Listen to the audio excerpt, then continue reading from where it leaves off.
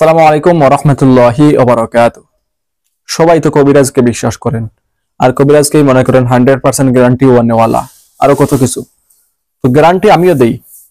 Guarantee এটা দিতে পারি, পৃথিবীর শুরু থেকে, এক কথায় মনে করেন আদম আলাইহিস সালাম দুনিয়াতে আসার পর থেকে আজ পর্যন্ত এমন কোন মানুষ দুনিয়াতে সৃষ্টি হয় নাই তার দ্বারা সে দুনিয়াতে যতটা কাজ করছে সব কাজ সাকসেস হয়েছে, এরকম কোনো মানুষ দুনিয়াতে নেই।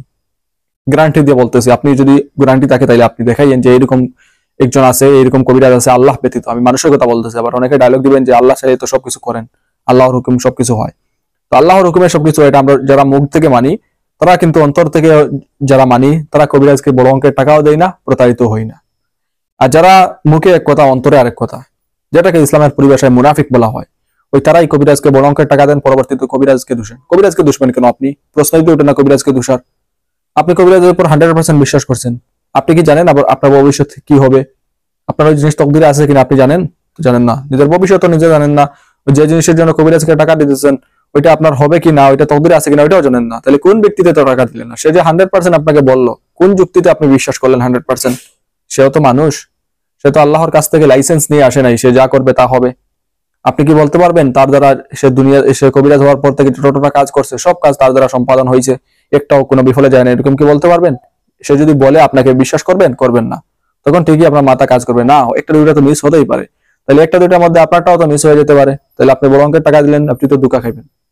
এটার জন্য কে দায়ী? আপনি নিজে না? এখন তাহলে বিশ্বাস করবেন কেমনে? যে যত অ্যাক্টিং দিবে তাকে তত বেশি, তত পিছনে টাকা ফেলবেন। আপনিও অ্যাক্টিং দিবেন।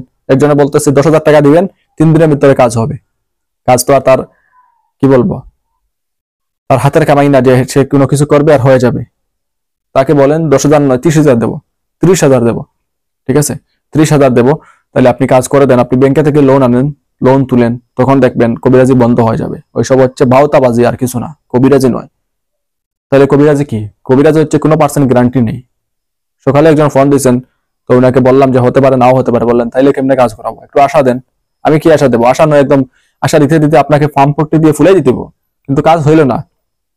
এই যে মিথ্যাচার হইলো, এটার দায়ভার কে নিবে? আপনি নিবেন? তখন তো আপনি নিজেই বলবেন যে সে বন্ড, তাই না? তো অনেকের হয়, অনেকের হয় না। আপনার হবে কিনা আমার জানা না, এটাই হচ্ছে চিরন্তন সত্য কথা। এখন এটাই হচ্ছে সত্য, তো সত্য বলতেই হবে। এই সত্য যদি আপনার পছন্দ না হয়, আপনি অন্যজন ধরবেন। অন্যজন হয়তো আপনাকে বলবে গ্যারান্টি, সেই গ্যারান্টি আপনি বিশ্বাস করলেন।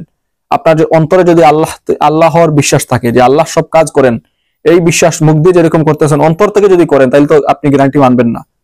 কিন্তু আফসোসের বিষয়, ওই রুগীরাই ফোন দিয়ে বলে গ্যারান্টি দিয়ে কাজ করেন নাকি। তাহলে তার কেমনে আল্লাহর উপর বিশ্বাস, আর কেমনে তার অন্তর থেকে সে আল্লাহ মানে, এটাই হচ্ছে সন্দেহের বিষয়। এরকম সন্দেহ দিয়ে কবিরাজের উপর 100% বিশ্বাস বলে আপনি জীবনেও, ওই কবিরাজ যদি সঠিক মানের কবিরাজ হয়, তারপরে তার দ্বারা আপনি উপকৃত হবেন না। কারণ আল্লাহর প্রতি আপনার ধারণা খারাপ। আল্লাহর স্থানে কবিরাজকে সমান বসাইছেন। এখন যদি বাই চান্স ওই কবিরাজের দ্বারা কাজ হয়, তাহলে কি বলবেন? কবিরাজ তো অনেক ভালো, তার দ্বারা কাজ হয়েছে, বলবেন না? অবশ্যই বলবেন। তখন কি করবেন? শয়তানে আরো সুযোগ পাইবে। এরপরে আপনি আরেকজনকে রেফার করবেন, আরেকজনকে বলবেন যে ওই কবিরাজ আছে, ওই কবিরাজ ধরো, ওর দ্বারা কাজ হয়। তো কাজ করা মালিককে এখন বললে, প্রশ্ন করলে উত্তর দিবেন আল্লাহ। তাহলে আপনি কাকে বলতেছেন? আরেকজনকে পাঠাচ্ছেন যে ওই কবিরাজ দ্বারা কাজ হয়। তাহলে আপনার অন্তরে আল্লাহর জায়গায় কবিরাজ, যে ওই কবিরাজ দ্বারা সবকিছু হয়, ঠিক আছে? ওইরকম কোনো কিছু নয়। কবিরাজকে এরকম বিশ্বাস করবেন না। হ্যাঁ, উসিলা হিসাবে একজনের চেষ্টা করতে পারে, আপনি নিজের কাজ নিজেই করতে পারেন, এটা হচ্ছে উসিলা চেষ্টা। হয়তো কবিরাজ 10 জন কবিরাজ ধরবেন, কোনো কাজ হবে না, আপনি নিজের কাজ নিজে করবেন, সাকসেস হয়ে যাবেন, ঠিক আছে?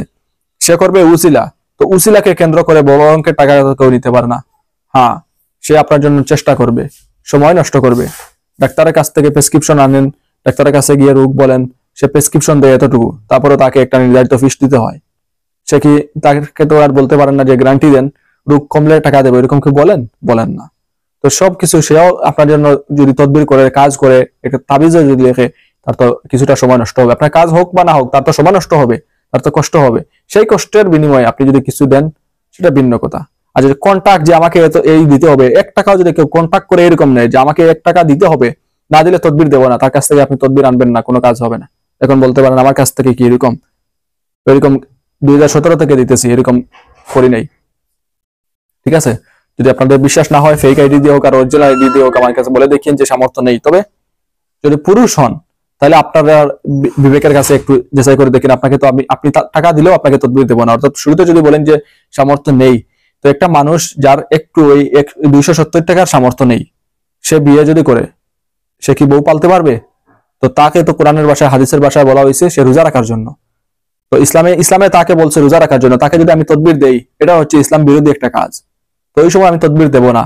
এখন 270 টাকা কেউ ভিক্ষা করে তাকে ম্যানেজ করা সম্ভব, এখন সে বলল যে না আমার সামর্থ্য আছে, তারপর আমি তাকে তদবির দেবো না, কারণ নিশ্চয়ই তার সামর্থ্য নেই, কিন্তু সে কষ্ট করে দিতেছে তদবির নেওয়ার জন্য। এরকম তদবির নিলেও কোনো কাজ হবে না, সবকিছু বুঝতে হবে। আর এমনিতে এখন স্বামী টাকা দিতেছে না, আপনি নিজেই অসহায়, বাচ্চা কাচ্চা নিয়ে নিজেই কষ্ট করতেছেন। আর যে আপনি যদি বলেন যে আমার কাছ থেকে টাকা নেন তারপর আমি নেবো না ইনশাআল্লাহ, এরকম মানসিকতা আছে। এটা মানে আবার এরকম নয় যে আপনাকে কুরিয়ারে তদবির ফ্রিতে দেবো, আমার পকেট থেকে টাকা দিয়ে যতটুকু পারি হেল্প করবো এতটুকু, ঠিক আছে? তারপরে চেষ্টা করবো যতটুকু করার এতটুকু। আমি কিন্তু আবার খুঁটিপতির ছেলে না যে আমার বিশাল অর্থ সম্পত্তি রয়েছে, কবিরাজের পিছনে আরো আমি টাকা খরচ করে আপনাদের হেল্প করতেছি, এরকম না। টাকা পয়সা খরচ ছাড়া যতটুকু বাড়ি হেল্প করার করতেছি, তদবির দিতেছি, অনেক মানুষ উপকার পাচ্ছে, তারপরেও অনেকের কাছে বন্ড, সেটা ভিন্ন কথা, সমস্যা নেই। বন্ড আমি করেও যদি কেউ উপকার পায় তাইলে সেই বন্ডকে আমি ভালোবাসি।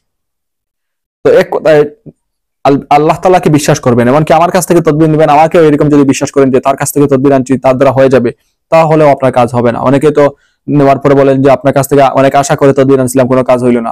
আপনি আমার উপর আশা করছেন, কাজ হওয়ার তো কথা না। আমি তো দিছি আল্লাহর কালাম থেকে, তো আপনি আমার উপর আশা করছেন। আমি যদি আমার ব্যক্তিগত কোনো কিছু দিতাম, যে আমার নাম আপনি জপেন, আমার কথা আপনি স্মরণ করিয়েন, তাহলে আপনার আশার কথায় মিল ছিল। আমি তো আমার কোনো কিছু দেই নাই, আমি দিছি আল্লাহর কালাম থেকে, তাহলে আপনার বিশ্বাস রাখা উচিত আল্লাহর কাছে। আমি একটা মাধ্যম, ঠিক আছে?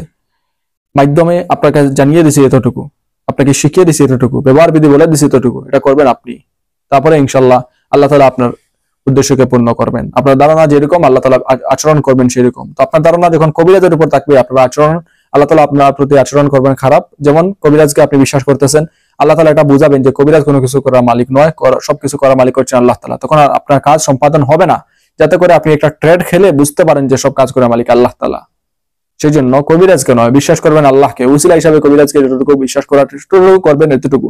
বেশি বাড়াবাড়িও না, বেশি কমিও না, যে হারে তাইলে কবিরাজ কিছুই নেই, সে এগুলা তো আর এমনি ফাও, এরকম নয়। অবশ্যই তারা কাজ করতেছে, চেষ্টা করতেছে। আপনি নিজেও যদি নিজের জন্য চেষ্টা করেন, এটাও তো একটা কাজ। তো এরকম কাজ করবে। এখন যে কাজ করবে বলেই যে হয়েই যাবে, ওইরকম কিন্তু কোনো কিছু নয়, কোনো কিছু নেই, কোনো কিছু দুনিয়াতে হবেও না, ঠিক আছে? ওইরকম হয়ে গেলে তকদির লাগতো না, ওই তকদিরের জায়গায় তদবির থাকতো বা কবিরাজ থাকতো। কারণ কবিরাজ দ্বারা যদি সবকিছু হয় তাহলে তকদিরের কোনো প্রয়োজন আছে? ইসলাম আপনার আমার মতো আবেগ দিয়ে চলে না, ইসলাম বিবেক দিয়ে চলে, ঠিক আছে? তো আপনি কবিরাজকে যে টাকা দেন, এটা আপনি আবেগের বসে দেন, তো আবেগের বসে দিয়ে বিবেক দিয়ে কেমনে কি করবেন? ওইরকম হবে না। সব কাজে বিবেক খাটাবেন, দেখবেন সব কাজে সমাধান পাবেন। যাই হোক, আজকে ভিডিও পর্যন্ত। আশা করি ভিডিওটি আপনাদের অত্যন্ত উপকার আসবে। শুধু বড় অঙ্কের টাকা দেওয়ার সময় বুঝে শুনে দিয়েন, তারপরে আপনার প্রতারিত হলে আপনার হন কোনো সমস্যা নেই। সবাই ভালো থাকুন, সুস্থ থাকুন। আসসালামু আলাইকুম ওয়া রাহমাতুল্লাহি ওয়া বারাকাতুহু।